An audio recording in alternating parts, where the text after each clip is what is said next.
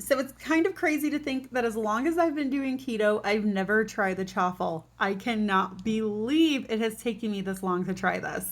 So us low carb people, we're always looking for great alternatives. So let's get right into the recipe so you can try this taste of heaven.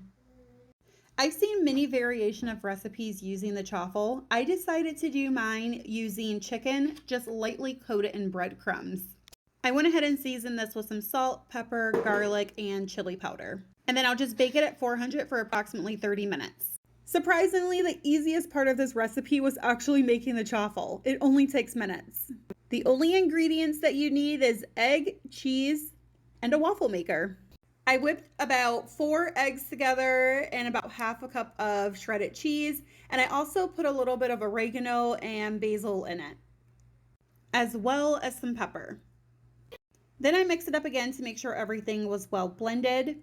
Since this process is pretty quick, I would recommend waiting until the chicken is completely cooked before you start making the chaffle. You really can use whatever cheese you prefer. I just always think that cheddar cheese cooks better for using as a base for sandwiches. It also gets a lot more crispier in the waffle maker.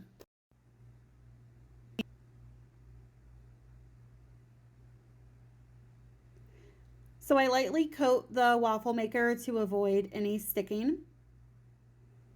The top and the bottom is very important to do. Even if you have a non-stick waffle maker, I still recommend doing this, especially when cooking with cheese. Maybe I went a little overboard with the spray, huh? So as the waffle maker is warming up, the indicator light will let me know when it's ready for me to pour the mixture inside. It's very important that you wait until the waffle maker is ready and hot, because if you pour this in, it may overflow and you might have a little bit of a mess. Speaking of messes, it is very easy to overflow, the waffle maker with the egg mixture. So make sure that you are using very small portions. Once it overflows to the side, it just runs and makes a huge mess. Egg is not fun to clean up. Don't ask me how I know. So I'm kind of just hanging around waiting for the chicken to get as close to being done as possible before I start making the chaffle. Because I knew that if I made it too soon, it would get cold, and I did not want that to happen.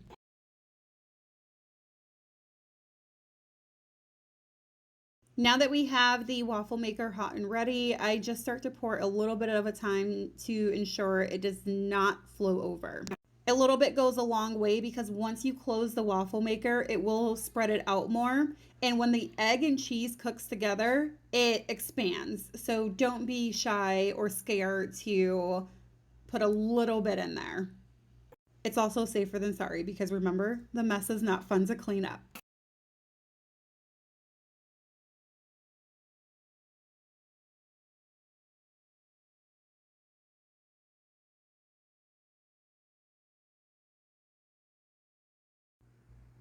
So checking on it again, and it's looking ready.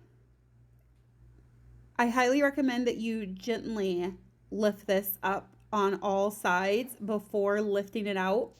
Use a spatula or a spoon and make sure you grab it from both ends. That's probably the best way to do it. It is egg and cheese, so if you're not cooking it to a crisp, it could possibly fall apart if you lift it up. So go all the way around with the fork, lift it up on all ends, and then just transfer it to the plate. It does harden a little bit more as it starts to cool. I'm not a fan of how I cook this first one. I prefer it to be a little brown on the top and bottom, and this was my first time making this chaffle, so it did not come out how I really wanted it to, but other ones did come out perfect, which you'll see a little later, how they had a good brown tone to them on both sides. So just make sure it has that, or else it won't really have like that waffle bread taste.